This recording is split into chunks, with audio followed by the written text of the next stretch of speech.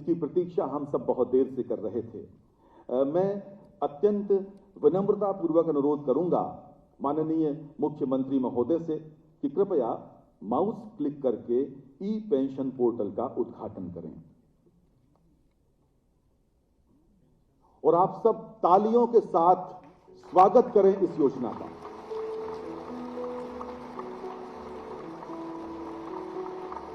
गीता का श्लोक है, तेषां नित्य अभियुक्तानां योगक्षेमं वहाम्यहम्। अप्राप्त की प्राप्ति हो और जो प्राप्त है उसकी रक्षा हो। बहुत धन्यवाद माननीय मुख्यमंत्री महोदय। ई पेंशन पोर्टल का शुभारंभ हो गया है। मैं एक बार पुनः माननीय मुख्यमंत्री महोदय से अनुरोध करूंगा कि कृपया वे माउस क्लिक करके अभी 31 मार्च 2022 को रिटायर हुए 1220 पेंशनर्स के खाते में पेंशन की राशि हस्तांतरित करने का कष्ट करें।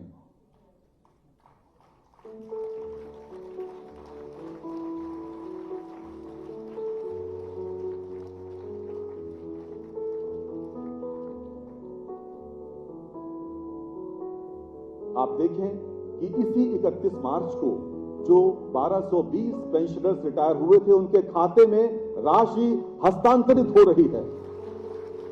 बहुत शीघ्र प्रदेश के सभी पेंशन भोगियों को भी अनेक सुविधाएं इस पोर्टल के माध्यम से मिलेंगी। धन्यवाद माननीय मुख्यमंत्री महोदय आपकी सदाशयता के लिए। मित्रों, सेवा निवृत्त की आयु अगर हम आश्रम व्यवस्था की बात करें तो लगभग वानप्रस्थ आश्रम के समकक्ष होती है और उसी वानप्रस्थ आश्रम को इंगित करती हुई महाकवि निराला की कुछ पंक्तियां मुझे याद आती हैं। निराला जी लिखते हैं, मैं अकेला देखता हूं आ गई मेरे दिवस की सांध्य बेला। मैं अकेला देखता हूं आ रही मेरे दिवस की सांध्य बेला। पके आधे बाल मेरे हुए निष्प्रभ गाल मेरे, चाल मेरी मंद होती जा रही। मैं अकेला आ गई मेरे दिवस की सांध्य बेला। जानता हूं नदी झरने जो मुझे थे पार करने, कर चुका हूं हंस रहा यह देख कोई नहीं भेला। मैं अकेला आ गई मेरे दिवस की सांध्य बेला। मित्रों, आपके जीवन के इस संध्या काल में, इस सांध्य बेला में उत्तर प्रदेश सरकार जिस संध्या प्रकाश को लेकर आई है उसी का नाम है ई पेंशन पोर्टल। और जिस कर्मयोगी नेतृत्वकर्ता के कुशल निर्देशन में यह कार्य संपन्न हुआ है, अब मैं उन्हें उनके उद्बोधन के लिए आमंत्रित करता हूं। वह विनम्रतापूर्वक उत्तर प्रदेश के यशस्वी मुख्यमंत्री श्री योगी आदित्यनाथ जी से अनुरोध करता हूं, कृपया अपने उद्बोधन के लिए पधारें।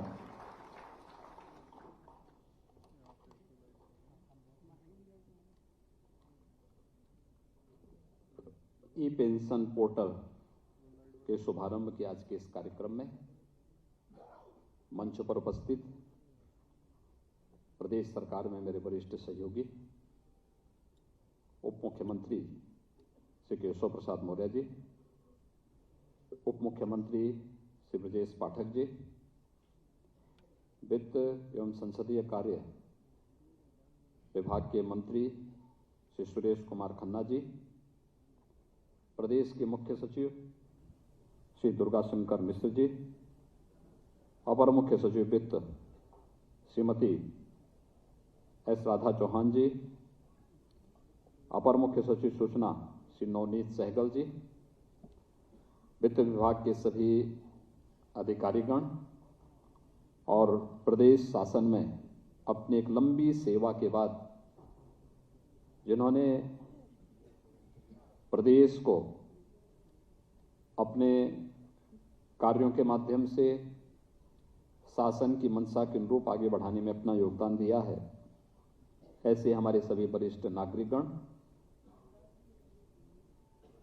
प्रदेश के सभी जनपदों से जुड़े हुए सभी वरिष्ठ नागरिकगण, हमारे प्रशासन से जुड़े हुए अधिकारीगण और उपस्थित भाइयों बहनों, मैं सबसे पहले आज मई दिवस है, श्रम के महत्व को रेखांकित करने वाला और उसका सम्मान करने वाला दिवस, और आपने अपने जीवन का एक बहुमूल्य समय प्रदेश के विकास में के योगदान में लगाया है, तो मैं सबसे पहले आप सबको और प्रदेश के सभी उन श्रमिकों को, उन नागरिकों को, उन सभी कार्मिकों को जिनके श्रम से प्रदेश विकास के पथ पर अग्रसर हुआ है, लोक कल्याण के पथ पर आगे बढ़ा है, उन सबको मई दिवस की हृदय से बधाई देता हूं। और आज इस अवसर पर यहाँ पर उत्तर प्रदेश शासन के द्वारा ई पेंशन पोर्टल का शुभारंभ भी किया जा रहा है, जिससे प्रदेश के 11.5 लाख कार्मिक सीधे सीधे लाभान्वित होंगे। मैं इस अवसर पर आप सबको हृदय से बधाई देता हूं, आप सबके प्रति अपनी शुभकामनाएं भी देता हूं। वास्तव में तकनीक कैसे व्यक्ति के जीवन में परिवर्तन ला सकती है। 2014 में जब प्रधानमंत्री मोदी जी ने देश की बागडोर संभाली थी, उस समय भी उन्होंने पूरे देश का आह्वान किया था कि हमें एक भ्रष्टाचार मुक्त व्यवस्था के लिए तकनीक का अधिक से अधिक उपयोग करना चाहिए। सामान्यतः जैसे लोग छोटी घटना मानते हैं, यह आवश्यक नहीं कि वह घटना जो हमें छोटी लगती है लेकिन जिस पर बीतती है उसके लिए भी छोटी हो, उसके लिए तो वह घटना ही अपने आप में बड़ी होती है।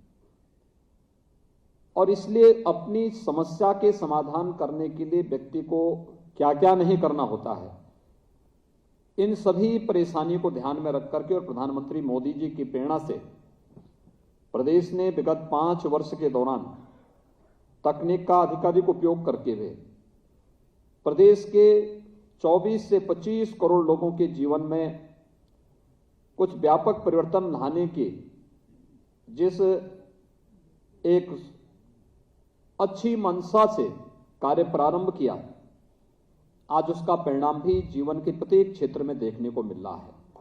और अपने उन सभी पेंशन धारकों के लिए जो इस समय पेंशन प्राप्त कर रहे हैं या जिन्हें पेंशन प्राप्त करना है, इन सभी के लिए आज ई पेंशन पोर्टल इसी प्रक्रिया का एक हिस्सा है, जिससे आपके जीवन को और सरलीकरण किया जा सके। और हम कह सकते हैं यह ईज ऑफ लिविंग का ही एक हिस्सा है, व्यक्ति के जीवन को सरलीकरण करना। मुझे लगता है अपने से बहुत सारे लोग ऐसे रहे होंगे जिन्होंने अपने से पूर्व के लोगों को खूब इस देश से परेशान जरूर किया होगा, होता ही है। और लेकिन आपकी परेशानी को वित्त विभाग ने समझा, और मैं धन्यवाद दूंगा। मैं खन्ना जी से ही पूछ रहा था, मैंने कहा भी आपका तो रिटायरमेंट का समय तो नहीं आया अभी, तो उन्होंने कहा कि नहीं, मेरा रिटायरमेंट का समय तो 75 साल है, अभी काफी समय है। लेकिन वित्त विभाग ने चिंता की, अपर मुख्य सचिव वित्त और उनकी टीम ने पोर्टल विकसित किया, और आज प्रदेश के लाखों कार्मिकों के जीवन में एक परिवर्तन लाने वाला एक ऐसा अवसर हम सबके सामने है। आपने देखा होगा 31 मार्च को जो लोग रिटायर हुए, ऐसे 1220 कार्मिकों का भुगतान उनके खाते में सीधे ऑनलाइन चला गया है। आने वाले समय में किसी भी रिटायर होने वाले कर्मचारी को कहीं भी परेशान होने की आवश्यकता नहीं। 6 महीने पहले रजिस्ट्रेशन करना है, और रजिस्ट्रेशन करने के बाद डीडीओ इस प्रक्रिया को आगे बढ़ा करके 30 दिन के अंदर पूरी जानकारी जो भी उन्हें लेना है वो जानकारी लेगा। और जो जानकारी अगर वह अपने स्तर पर प्रयास नहीं कर रहा है और किसी व्यक्ति ने गलत जानकारी दी है और उसने उसको वेरीफाई नहीं किया है, नहीं कराया है, तो यह अपने आप ही वह उसके लिए स्वयं जिम्मेदार होगा। ये उसकी जिम्मेदारी हो जाएगी कि वह इस बात को तय कर लें कि कोई भी इसमें गलत न हो। डीडीओ के बाद पीपीओ के पास वो कार्रवाई के लिए जाएगा, पीपीओ के बाद फिर पेंशन 3 महीने पहले आपके पास आ जाएगा कि आपके पेंशन के कागज अब हो चुके हैं। नहीं तो होता क्या है, कोई कर्मचारी रिटायरमेंट के पास जाता है तो अंतिम 6 महीने तो वह रिटायरमेंट के पहले रिटायरमेंट के कागज बनाने में लगाता है। रिटायरमेंट के ये कागज बनाना, वो कागज बनाना, और चूंकि उसको भी बुरा इसलिए नहीं लगता क्योंकि उसने बहुत सारे लोगों को परेशान किया होगा पूर्व में, जाने अनजाने में ही सही, इसलिए। लेकिन मुझे लगता है कि बहुत सारे लोग सचमुच पीड़ित रहते हैं क्योंकि उसने तो कोई गलती नहीं की, वो तो अपना सामान्य अपने कार्य के साथ जोड़ रहा है, अपना काम कर रहा है, लेकिन अनावश्यक कार्यालयों का चक्कर लगाना, जिस कार्यालय में कल तक वो बॉस था आज वहां लाइन पे खड़ा हो रखा है, कैसी स्थिति होगी उसकी। आपकी इस पूरी परेशानी को समाधान करने का एक माध्यम बनाया है यहां पर वित्त विभाग ने, और अभी तो यह उत्तर प्रदेश शासन के कर्मचारियों के लिए व्यवस्था लागू की गई है, लेकिन साथ साथ अभी पुलिस विभाग को और अन्य जो विभाग इससे नहीं जुड़ पाए हैं वे विभाग भी इस प्रक्रिया के साथ अगर जुड़ेंगे तो आने वाले समय में लाखों लोग इस योजना का लाभ प्राप्त करेंगे और पेंशन के लिए किसी को भी भटकना नहीं पड़ेगा। मैं इसके लिए सबसे पहले आपको हृदय से बधाई देता हूं और अपनी शुभकामनाएं देता हूं। दूसरा सबसे बड़ी बात जो यहां पर इसकी जो उपलब्धता, वो इसकी जो सबसे अच्छी बात वो है कि कॉन्टैक्ट लेस है, आपको कहीं जाना नहीं, ऑनलाइन रजिस्ट्रेशन करना है, सारी प्रक्रिया ऑनलाइन होगी।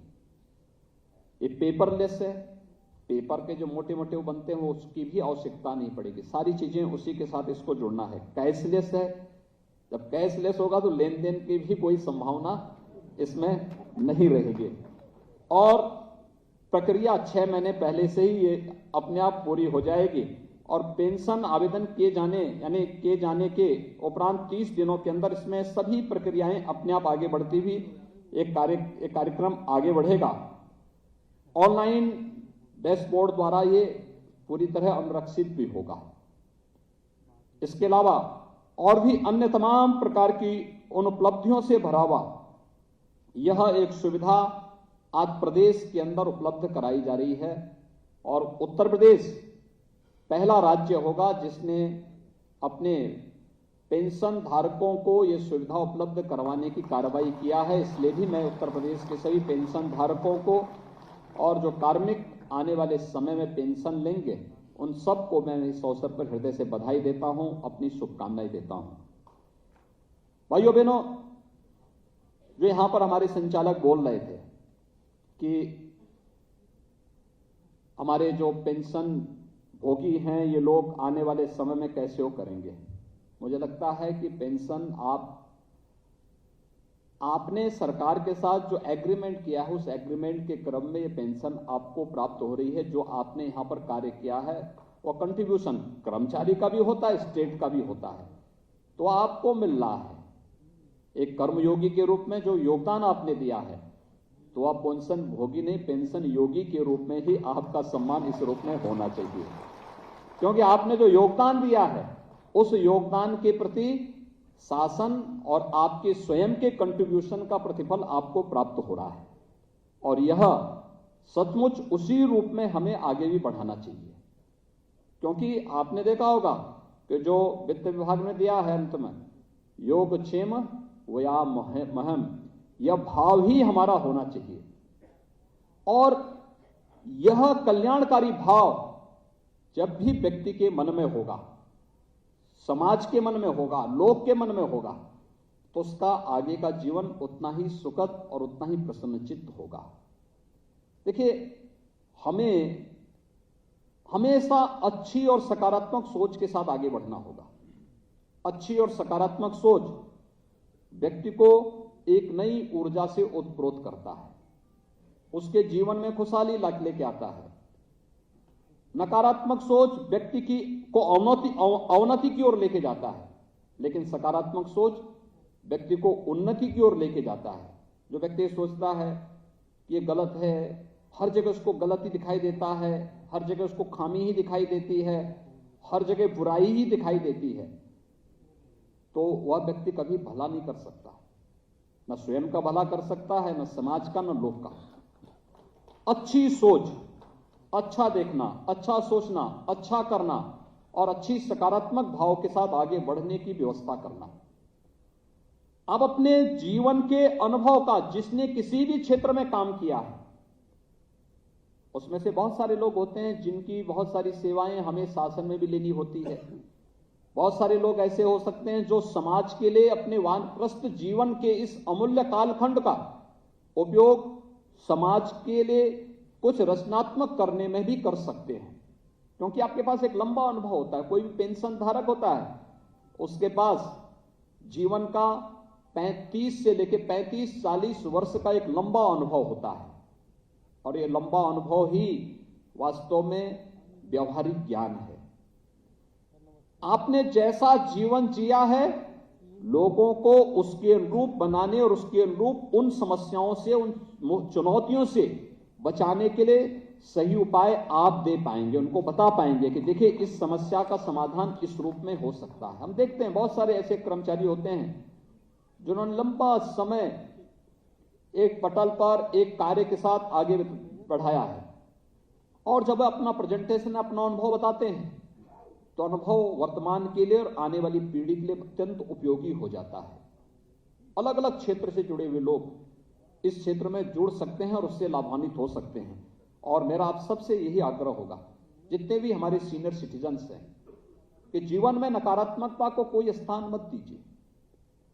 अपने जीवन को अपने तरीके से प्रफुल्लित होकर के जीने की हमें एक नई आदत डालनी पड़ेगी, और अपने को अधिकाधिक समाज के लिए उपयोगी बनाना होगा। याद रखना कि भारत की आश्रम की पद्धति ने जीवन को 4 भागों में विभाजित किया है।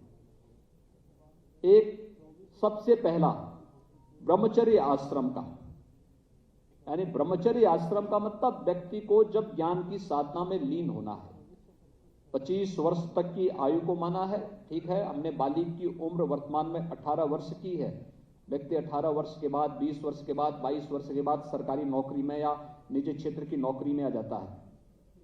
लेकिन 25 वर्ष तक की आयु ये माना गया कि व्यक्ति को सीखने जानने का एक अवसर मिलना चाहिए, उचित अवसर मिलना चाहिए, जिससे वह समाज पर निर्भर होकर के स्वयं के लिए लेता है। लेकिन 25 वर्ष के बाद फिर 25 से 50 वर्ष का आश्रम एक सदगृहस्थ की दृष्टि से गृहस्थ आश्रम के लिए होता है। गृहस्थ आश्रम का मतलब उसने 25 वर्ष समाज से लिए हैं, समाज के योगदान से वो आगे बढ़ा है। समाज का मतलब माता पिता का भी योगदान है, अभिभावक का भी योगदान है, तो भी वह समाज का योगदान कहीं ना कहीं उसमें प्रत्यक्ष अप्रत्यक्ष रूप से जुड़ती है। लेकिन अब 25 वर्ष, ये 25 वर्ष जो शेष आगे के हैं अभी, इन 25 वर्षों में उस व्यक्ति को अपने गृहस्थ आश्रम का मतलब उसने जो 25 वर्ष समाज से लिए थे, अब इन 25 वर्ष में वह अपने को पैरों पर खड़ा होने की आदत डाले, स्वावलंबन का जीवन स्वयं गुजर बसर करने की तैयारी करेंगे, और इन 25 वर्षों के लिए अपनी आजीविका के लिए मेहनत करेगा, परिश्रम करेगा, मेहनत करेगा।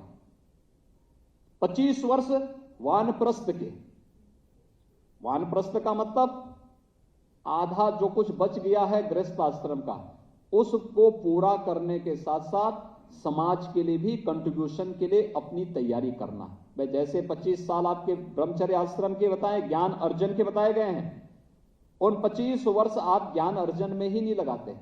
अब 20 से दिनचर्या शुरू करते हैं, 18 वर्ष की उम्र में ही शुरू कर देता है, कोई 20 साल में, कोई 22 साल में, कोई 23 साल में, तो वह इधर भी उसने कुछ बोनस में उसने लेना शुरू कर दिया गृहस्थ आश्रम का।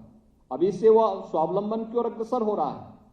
तो ऐसे ही वानप्रस्थ का होता है, गृहस्थ आश्रम का बचे हुए कार्यों को भी हम संपादित करने के साथ साथ समाज पर आश्रित होने का, समाज पर आश्रित नहीं बल्कि समाज को भी खड़ा करने के लिए हम आगे बढ़ते हैं। आपका यह समय पूरी तरह वानप्रस्थ का होगा, सीनियर सिटीजन्स का यह समय वानप्रस्थ का होता है। अपने पारिवारिक दायित्व का निर्वहन करते हुए भी हम समाज के लिए भी कुछ योगदान दे सके। अलग अलग क्षेत्र में अलग अलग व्यक्ति दे सकता है, कोई शिक्षा के क्षेत्र में दे सकता है, कोई स्वास्थ्य के क्षेत्र में दे सकता है, कोई गांव में गरीब कल्याण के क्षेत्र में दे सकता है। शासन की योजनाओं से आप जुड़े रहे हैं तो शासन की योजनाओं का लाभ गांव के लोगों को भी उपलब्ध करवाने में अपना योगदान दे सकते हैं, मोहल्ले के लोगों को दे सकते हैं, स्वच्छ भारत अभियान के साथ जुड़ सकते हैं, या जल संरक्षण के क्षेत्र में कार्य के साथ जुड़ सकते हैं। बेटी बचाओ बेटी पढ़ाओ के साथ हम जुड़ सकते हैं। शासन की विभिन्न योजनाओं का लाभ देने में भी हम अपना योगदान दे सकते हैं। और फिर शेष जीवन के 25 वर्ष, अगर एक व्यक्ति 100 साल जीता है तो शेष जीवन पूरी तरह समाज को समर्पित करते हुए कि अब मेरा अपना कुछ नहीं, जो भी होगा उस समाज के लिए होगा, और लोक के लिए समर्पित करते हुए व्यक्ति जब आगे जिएगा तो वही व्यक्ति जीवन में सफलता के रहस्यों को उद्घाटित करते हुए मोक्ष की प्राप्ति भी करेगा, मुक्ति की भी प्राप्ति करेगा। जो एक आदर्श भारतीय जीवन दर्शन का हिस्सा है। और मुझे लगता है उस दिशा में बेहतर प्रयास किए जाने की आवश्यकता है। मुझे लगता है कि नकारात्मकता व्यक्ति को कभी भी उन्नति के शिखर पर नहीं पहुंचा सकती। नकारात्मकता व्यक्ति को हमेशा अवनति की ओर लेके जाएगा, अवनति की ओर लेके जाएगा। आपने देखा होगा, जिस व्यक्ति ने जीवन भर दूसरों का बिगाड़ा होगा उसको कभी सफलता की ऊंचाइयों तक पहुंचते हुए आपने कभी नहीं देखा होगा। उसको पतन के गर्त में जाते हुए जरूर देखा होगा, लेकिन उसको उन्नति के शिखर पर पहुंचते हुए नहीं देखा होगा। इसलिए अच्छी सोच हमें आगे बढ़ाती है, और अच्छी सोच के साथ आज यहाँ पे राज्य सरकार ने आपके लिए ई पेंशन पोर्टल भी लागू किया है। मैं इसके लिए आप सभी प्रदेश के सभी 11.5 लाख पेंशन धारकों को हृदय से बधाई देता हूं। जो हमारे कर्मी आने वाले समय में इस पेंशन की सुविधा का लाभ प्राप्त करेंगे, वे लोग भी इस सुविधा को प्राप्त करने के साथ साथ इस प्रक्रिया का हिस्सा बन पाएंगे। मुझे इस विश्वास के साथ कि उन सबको इसका लाभ होगा, ये तो हम करेंगे ही। लेकिन अभी यहाँ पर मैं बैठा हुआ था, अभी हमारे डिप्टी सीएम श्री केशव प्रसाद जी मौर्य जी ने कहा कि वो बोल रहे थे कि हमें इस प्रकार की तकनीक को, बहुत सारे ऐसे कार्मिक होते हैं और समय उनकी मृत्यु होती है, मृतक आश्रित के रूप में भी नियुक्ति पाने वाले कार्मिकों के लिए भी इस प्रकार का एक पोर्टल हमें बनाने की आवश्यकता है कि जिससे उन लोगों को भी भटकना ना पड़े, सब कुछ ऑनलाइन हो और हम उस सुविधा का एक साथ उसको जोड़ सकें। और ये आज की आवश्यकता है। ईज ऑफ लिविंग का मतलब जीवन को जितना हम सरलीकरण कर सकें, व्यक्ति के जीवन का सरलीकरण कर सकें, और यह आज की आवश्यकता है। हमें हर एक फील्ड में तकनीक का उपयोग करते हुए इस प्रक्रिया को और आगे बढ़ाने की आवश्यकता है। मैं एक बार फिर से मैं चाहूंगा कि इस दिशा में भी मुख्य सचिव के स्तर पर एक प्रयास प्रारंभ हो। विभिन्न विभागों की अंतर विभागीय समिति बना करके एक व्यवस्था तैयार करें कि जिससे हम लोग कोई भी मृतक है उसके देय के भुगतान के साथ साथ उसके मृतक आश्रित को भी नौकरी देने का जो प्रावधान है, अंतर विभागीय हो सकता है, संबंधित विभाग में हो सकता है, और क्या प्रक्रिया अपनाई जा सकती है, इस प्रक्रिया को भी हमें आगे बढ़ाने की कार्रवाई को एक सुनिश्चित योजना के तहत आगे बढ़ाना चाहिए। और आने वाले समय में हर एक विभाग को अपनी प्रक्रिया को ई ऑफिस के साथ जोड़ते हुए हमें बताना चाहिए हर एक विभाग को कैसे क्या क्या हमारी योजनाएं हैं, क्या क्या हम कार्य कर रहे हैं। पब्लिक आपके वो योजनाओं को गांव में बैठ करके, अपने वार्ड में बैठ करके, अपने गांव के उसमें बैठ करके देख सके, जान सके, जिससे हम एक सामान्य नागरिक को लोकतंत्र की उन भावनाओं का सम्मान करते हुए उन योजनाओं का लाभ प्रत्येक नागरिक ले भी सके और देख भी सके क्या हो रहा है, क्या स्थितियां हैं। उसका स्मार्टफोन उसको बता देगा स्टेट की प्रोग्रेस क्या है और उसके स्तर पर क्या योगदान इसमें होना है, ये भी हमें इसके साथ जोड़ना चाहिए। मैं इस अवसर पर एक बार फिर से अपने इन सभी सीनियर सिटीजन्स को और अपने उन सभी कार्मिकों को जो पेंशन की सुविधा से जुड़ेंगे, उन सबको मैं आज के इस ई पेंशन पोर्टल लागू होने पर हृदय से बधाई देता हूं। प्रदेश भर के सभी श्रमिकों को आज के इस श्रमिक दिवस पर हृदय से बधाई भी देता हूं, अपनी शुभकामनाएं भी देता हूं, क्योंकि श्रमिकों के लिए भी राज्य सरकार ने कुछ कार्यक्रम बनाए हैं।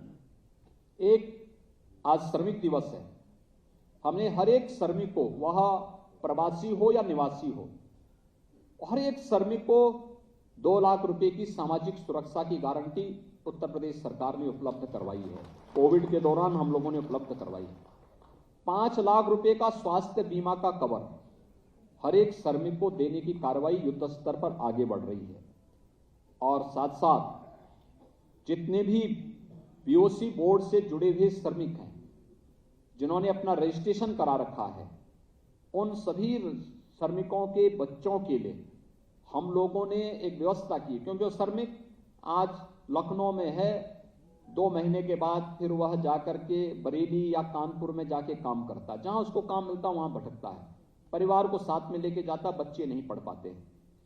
उनके बच्चों के लिए कोरोना कालखंड में जो बच्चे अनाथ हुए थे, उन बच्चों के लिए, जो बच्चे अनाथ हैं उनके लिए भी, और साथ साथ हमें उसमें जोड़ना चाहिए रेलवे स्टेशन पर, बस स्टेशन पर या इधर उधर तमाम ऐसे बच्चे भटकते हैं जिनमें प्रतिभा तो है, लेकिन उचित गाइडेंस के अभाव में उन बच्चों को पठन पाठन का कोई बेहतर माहौल न होने के नाते बाद में गलत मार्ग पर वे जाते हैं और अपराध की दुनिया में जाकर के अपनी पूरे जीवन को बर्बाद करते हैं।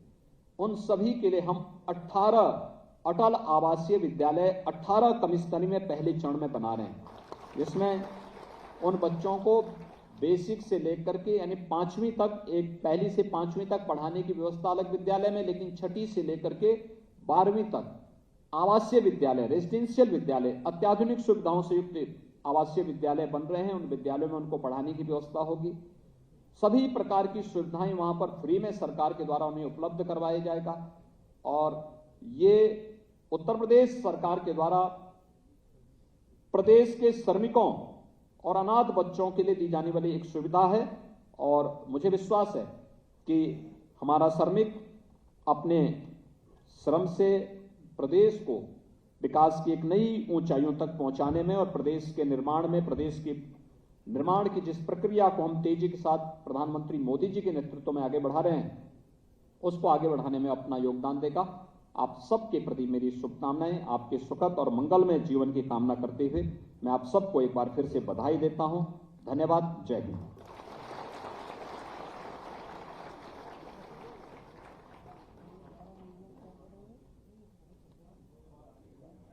महोदय, धन्यवाद माननीय मुख्यमंत्री महोदय।